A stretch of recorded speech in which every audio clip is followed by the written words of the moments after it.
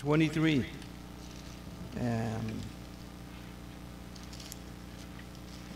We are told in verse 33, Yahweh spoke to Moshe and he said, speak to Bnei Israel and say to them, the 15th day of the 7th month shall be the Feast of Tabernacles for Yahweh, lasting 7 days. The first day is a day of sacred assembly. You must do no heavy work. For 7 days you must offer a burnt offering up to Yahweh. On the 8th day you are to hold a sacred assembly. You must offer a burnt offering to Yahweh. It is a day of solemn meeting. You must do no heavy work. So, beginning as always at sundown last night, was the first day of the Feast of Sukkot, the Feast of Tabernacles, the Feast of the Huts, because this day reminds us of our ancestors dwelling in Sukkot for 40 years. It reminds us of their journeys for those 40 years. It reminds us that they lived in temporary shelters for the 40 years. But it's also another reminder. It's a reminder that Yahweh himself was a tent dweller. Yahweh himself was a Sukkot dweller. He lived in a sukkah, in a tent, for those 40 years. And think of it. For 40 years, we wandered the desert. We wandered from this place to that place. Sometimes 3 days here, and we'd have to set it up, and then 3 days later, pack it up and move. Sometimes for a month, sometimes for a year. But for those 40 years, we were wandering in temporariness, in a temporary shelter. And Yahweh himself dwelt with us in that temporary shelter called the Mishkan. And he centered himself with us. He was Emmanuel. He was Elohim with us for those 40 years. And so today we remember those 40 years as we build our sukkah, as we stay in the sukkah, as we walk around the Sukkot. We are reminded of those 40 years. But the Feast of Sukkot also reminds us of our personal sukkah. This body is our sukkah. This body is our temporary shelter. And if you will turn with me to the book of 2 Corinthians. Here in 2 Corinthians, I am reminded of this verse. Go with me to 2 Corinthians chapter 5, verse 1. 2 Corinthians chapter 5, verse 1. For we know that when the sukkah that we live in on earth is folded up, there is a Haba'et built by Elohim for us, an everlasting home not made by human hands in the heavens. Over here we have the idea of a sukkah and a house. This is just a sukkah. A sukkah is a temporary shelter. Notice that the shelters that we have outside the Sukkot are temporary. And you could stay in them for a day or two. 7 days. But if you're to stay in those little houses we have out there for a week, for a month, for several years, boy, man, those sleeping on the ground is hard. Sleeping in this little area is hard. It's like there's no, where do you put all the stuff? All the agarrero we always come up with. There's no place. There's no place for privacy. It's like, and most of you ladies probably would not want to make that, you get married and your husband says, oh, we're going to live in that little shack out there. We're going to live in that shelter. No, it doesn't work that way. And so it's only a temporary house, a temporary tent, a little shelter. But when this tent, when this sukkah is folded up, and we've had brothers and sisters, my mom just folded up her sukkah a few months ago. But when our sukkah, when our body, this mortal body is folded up, what does it say? There is a house, Chabait. There is a house built by Elohim for us. Our house is our eternal body, our resurrected body.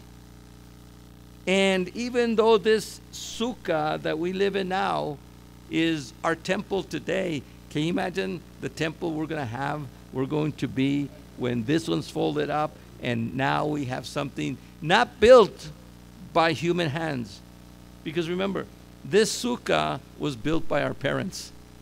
Have you ever thought of that? Your body was built by your parents. Your parents built your body. A human built your body. But when this body, this sukkah, is folded up, Adonai is going to build something resurrection style, immortal style.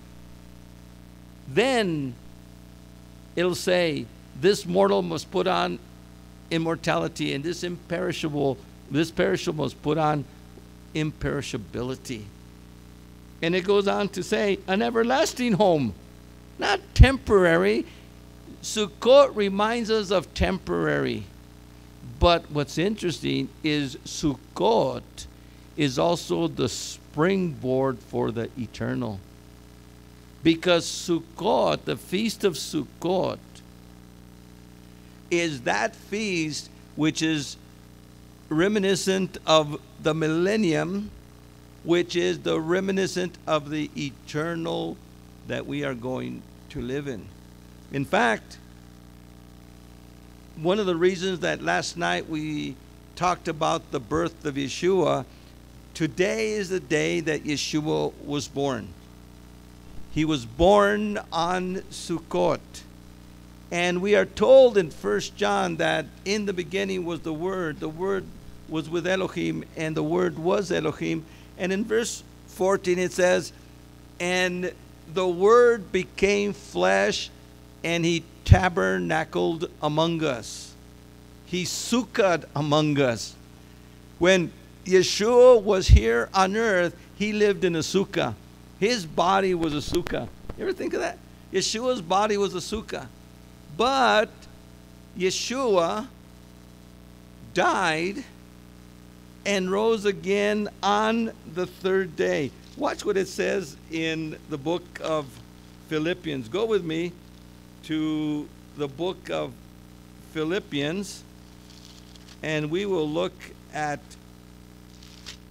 Philippians. Let me flip over to Philippians here. Philippians chapter 3, verse 20. Philippians 3:20. For us, our homeland is from heaven, and from heaven comes the Savior we are waiting for, the Master, Yeshua the Messiah. And He will transfigure these wretched bodies of ours, these wretched sukkahs that are falling apart and getting involved in everything else, into copies of His glorious home, His glorious body. He will do this by the same power which he can subdue the universe. Now think of that. When that day comes, he's going to transfigure these wretched bodies of ours into copies of his. So this is just a temporary sukkah. So when you go out there and wander among the sukkot and say, this is just temporary, this is like my body. But one day, I'm going to have a mansion like that one. My body is going to be like his body. Think of it. The same body that Yeshua had after his resurrection, we're going to have. And for the millennium, for the 1,000-year kingdom of Elohim, we are going to live and reign with him for those 1,000 years in our resurrected sukkot, our resurrected bodies, our transfigured bodies. And so Sukkot for the believer is very important. It has so many lessons. I wish everyone out there could be studying the feast, the Sabbath, because they teach us so much. We can't understand Yeshua and the new covenant. We can't understand the gospel without the Torah. And so it's important for every one of us, it would behoove every one of us here today, that we go back and start studying everything about Sukkot. Now, we are told that going back to Leviticus, we can go back to Leviticus, we are told here in Leviticus 23, there is a supplementary teaching on Sukkot. And if you go down to verse 39, 23:39, he concludes on the festivals. There in verse 37, 38, he concludes on them, but then he gives us a little postscript on a little recapitulation on Sukkot. But on the 15th day of the 7th month, when you have harvested the produce of the land. When you have what? Harvest. So Sukkot is also the original harvest festival. Now, I know that a lot of people around the world, they have harvest festivals. Churches have harvest festivals. People have Oktoberfest. Here in Albuquerque now, the Grecian Harvest Festival is going on. And the other day, I was looking, and there was a church, a Baptist church here, going down towards the Hammond's place. That they were having a big, giant harvest festival. It said they were having horse rides and all kinds of little things going on. But think of it: everybody does it when they want to. When they decide, when it's convenient for them. Adonai says, on the 15th day of the 7th month, when you harvest your fruits. This is the harvest time. This is when the fruits and much of the produce is harvested, not only in Israel, but in pretty much most of the world in the northern hemisphere. And so this is the original Thanksgiving Day. I know that Thanksgiving Day here in the United States happens in November. Probably other countries have it in different times of the year when they have their Thanksgiving days. But think of it, the original Thanksgiving Day was today. When Yeshua was born was also a harvest festival for Israel. And everybody brought la cosecha. Everybody brought in the harvest to Jerusalem. And Jerusalem was like a mercado type of a place where you could, buy and have all these fruits and vegetables there. It goes on to say, you are to celebrate the feast. You are to what? Celebrate. So this is a celebration time of Yahweh. By the way, again, it's always of Yahweh. Notice that it doesn't say of Jewish. By the way, there was no Jews here. There was no Jews over here. It was only Hebrews, Israelites. Judah was to become its own nation afterwards, after Solomon. But over here, it's the feast of Yahweh for 7 days. On the 1st and 8th days shall be a complete rest. So today is a day of rest. The protocol for today is rest. You don't do nothing. We don't go work. We don't go do anything that's very laborious and no heavy work. On the 1st day you shall take choice fruits. Now watch this. On the 1st day you shall take what? Choice fruits, palm branches, boughs of leafy trees, and willows from the riverbank. And for 7 days you shall rejoice in the presence of Yahweh your Elohim. So for the next 7 days we're going to rejoice in his presence. This is the time that our ancestors came to Jerusalem, and they rejoiced for 7 days, meeting with their primos and meeting new friends and people that would come from other countries, and proselytes from everywhere. They would come and have a time of fellowship. But notice what it says. You are to get these items. Choice fruits. Again, today the choice fruits of New Mexico is green chili or red chili listas. We have pumpkins here. We have all kinds of fruits, apples and different kinds of fruits. Other places have oranges or different things that are native to their areas, and you bring all these, and with these you build shelters. Now I know that in traditional Judaism, they've gone not on a rabbit trail, but they've gone on a rabbi trail, and what they've done is they've gotten these items and they've made a little arrangement called a lulav. How many of you are familiar with a lulav? And they get this arrangement called a lulav, and they wave it to the north or the east, and they do blessings north and south. And many people think that that's what this is saying. And many of them have even stopped making shelters because they say, as long as it just says to do this. Well, if we go, keep your finger here because we're going to come back. But if we go to the book of Nehemiah, go with me to Nehemiah.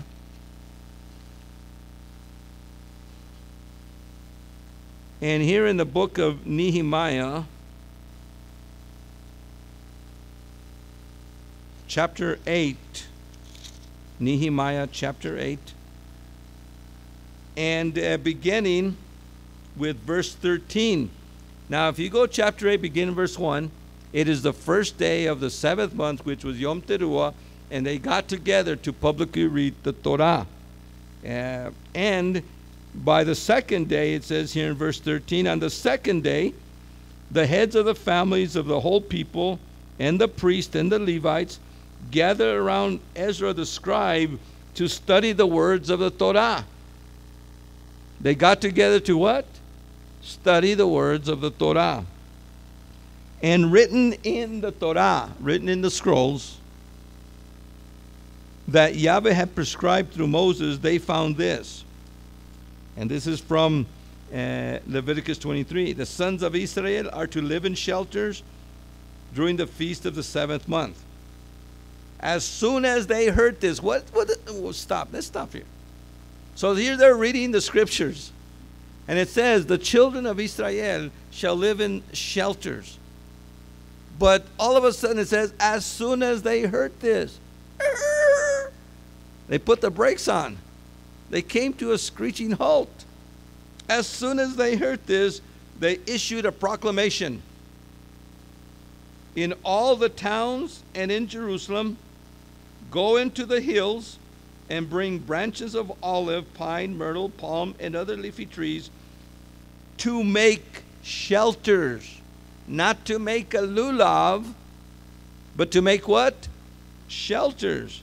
Because the command is, you make shelters. This is the feast of shelters. This is not the feast of lulav. This is the feast of shelters. To make shelters, as it says in the scroll. The people went and brought back branches and made themselves shelters. They went to the rivers and all the areas and got branches from all these different kinds of trees, and they made shelters, each man in his own roof. So if you want to, you could put a sukkah in your roof, as long as it's a flat roof. I would not try it if it's a pitch roof, okay? In their courtyards. So you could put them there in the patio, in the patio. Yeah. Can you imagine, even we don't say patio, el patio, we say el patio. The patio. In el patio. In your courtyard. If you were from Hawaii, you'd probably say in your lanai. And it says, in the precincts of the temple of Elohim. One of the things that a lot of people have told me is you should not do shelters in your congregation. Everybody should just do them at home. No, think of it. At this point, people probably that didn't have homes, or people that didn't have the space in their home, in the precincts of the temple. Think of this, in the precincts of the temple, and this is Nehemiah's temple,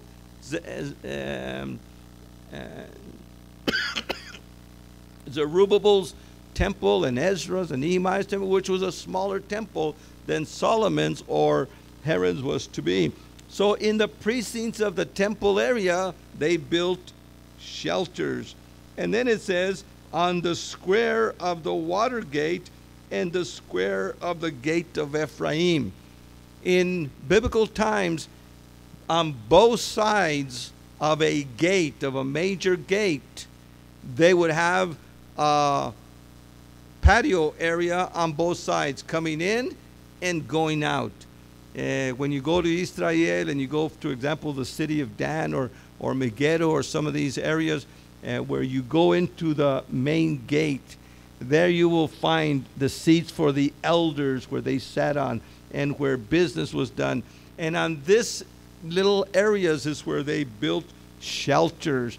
So even in the public squares were the shelters built.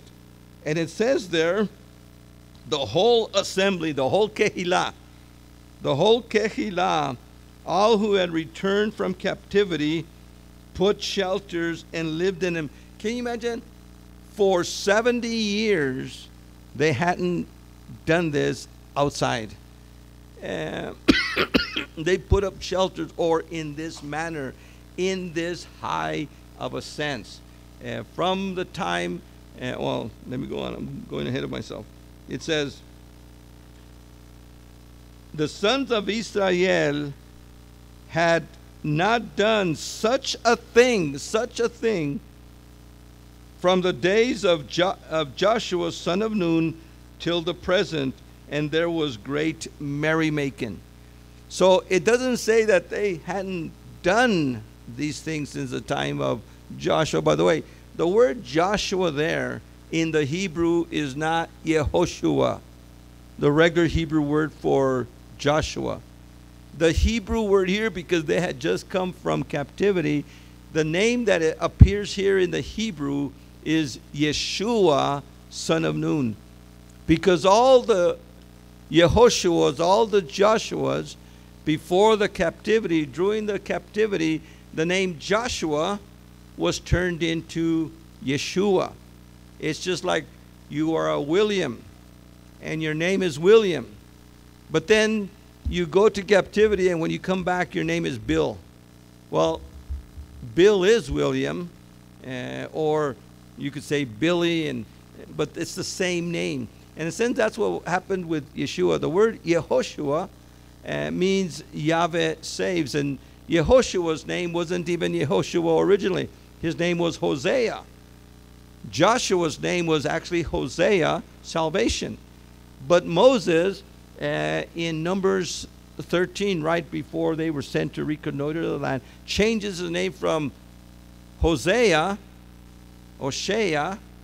to Yehoshua, which is Yahweh is salvation, or Yah is salvation. And so now it was further changed to Yeshua. So Joshua is known as Yeshua. And you could actually see it in Hebrew spelled the same way that we spell Yeshua today. By the way, his name is not Yahshua. A lot of people call him Yahshua. His name is not Yahshua. His name is Yeshua. So they hadn't done this type of a celebration. Now, why did they do that celebration? Because they had been captive for 70 years. And now that they come back, all of a sudden they read, we're supposed to be living in shelters. So they set up shelters. Some of them probably had never read the Torah or heard the Torah read. Definitely they had never seen a copy of the Torah. And most of them had never heard the Torah until this time. Because if you remember, right, a few verses up, when they heard the words of the Torah, they started crying. And Ezra even says, hey, stop crying. This is a time, this is a day of celebration. Don't be crying, celebrate. And so this is a celebration. Well, back to Leviticus chapter 23. And we're just about to close here. Leviticus back to chapter 23. And it goes on to say there, so they made, Nehemiah and Ezra and them made shelters, as it says here. For 7 days you shall rejoice in the presence of Yahweh your Elohim. And this is a perpetual law for all your descendants. How long is a perpetual regulation or perpetual mishpatim? Forever. So that means forever this is a perpetual celebration. Now, what if we're not Jewish? What if we don't live in Israel? What if we don't live in Jerusalem? Well, one of the things that I want to bring to the Messianic community here is the idea that we are in exile. Our Sephardim are in exile. Those of you that come from a Gentile or Jewish background that has not followed Torah and are being regrafted or grafted into the olive tree of Israel, finding out about Torah now. One of the things that is happening, there's an explosion going on in your mind. All these things are coming in. You're learning all these things. There are so many things. Always remember this. With bringing things in, you need to bring things out. When we say in with the new, out with the old, or out with the old, in with the new, if you want to put new carpet, always remember, get rid of the old carpet first. Don't put the new carpet over the old carpet. I think almost every one of us would agree to something like that. I had someone, my roof was leaking, and I had a person say, "Oh, I'll put you a new roof," and he said he put me a metal roof. Wow, a metal roof! Now it'll never leak. Well, now it's leaking more than it was before. Why? I found out what he did, or actually what he didn't do. He didn't take the old roof out first. You know, all the tar and all that thing. And what he did is he just got the metal roof and put it on the top of the little thing, so the little screws that you screw in are not screwed into the wood. They were screwed into the, I don't know what the shingles are, and there's and so when you walk on it, all of a sudden, what happened?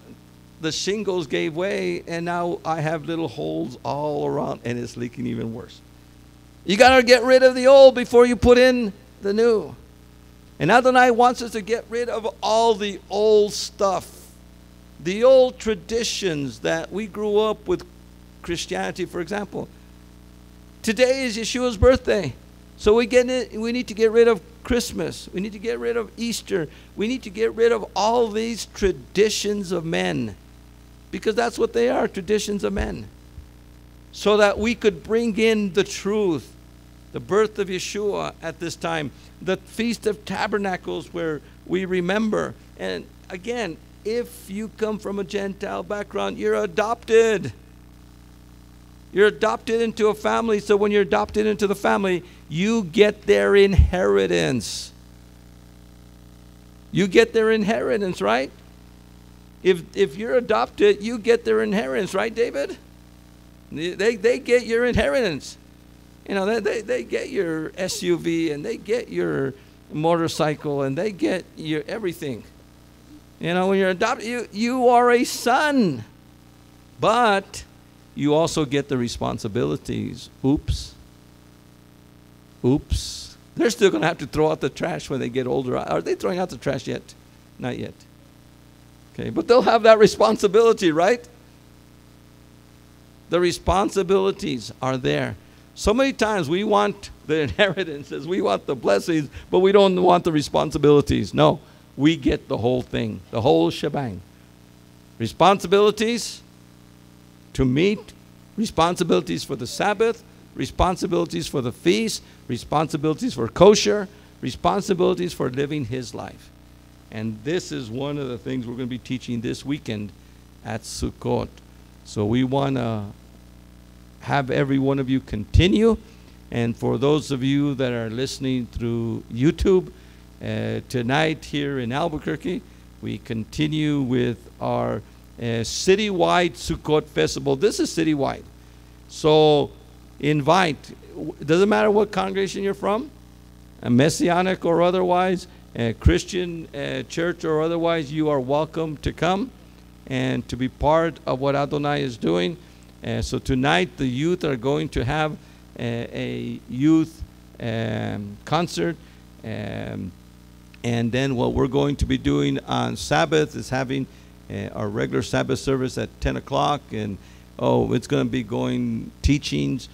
On Sunday, Yom Rishon, we're going to have a barbecue. I think it's going to be at 12 o'clock? We're going to have a barbecue, and we're going to have some good stuff until next Thursday. And then we're going to have Simchat Torah, where we re-roll. We're going to get the Torah scrolls that we just finished in Vezot HaBracha, and we're going to read the last verse of Deuteronomy, and we're going to unroll the scroll, read the last verse of Deuteronomy, and re-roll it as we read the first verse of Breshit. And so we do this every year. We unroll the scroll and we roll it back so we could start in the book of Breshit, in Parsha Breshit, next in a week or so. And so we are encouraging everyone to join us. Shalom, shalom. Let's stand. Father, we thank you for the opportunity.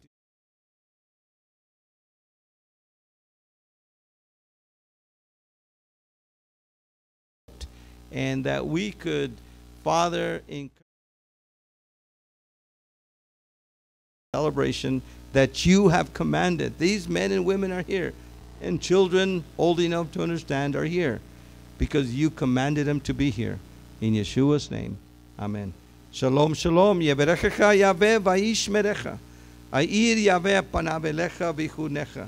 Asa Yahweh panav elecha vayasem lecha. Shalom. May Yahweh bless you and keep you. May Yahweh make his face shine upon you and be gracious unto you. May Yahweh lift up the light of his countenance upon you and give you his peace. Shalom, shalom.